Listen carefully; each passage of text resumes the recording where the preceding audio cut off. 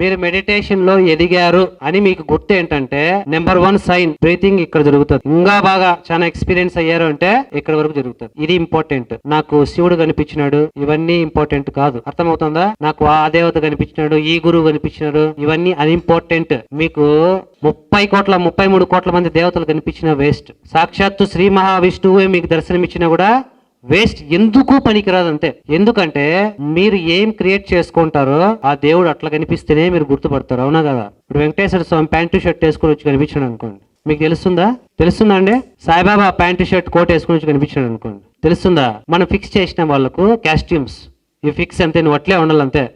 మనం మార్చుకోవచ్చు.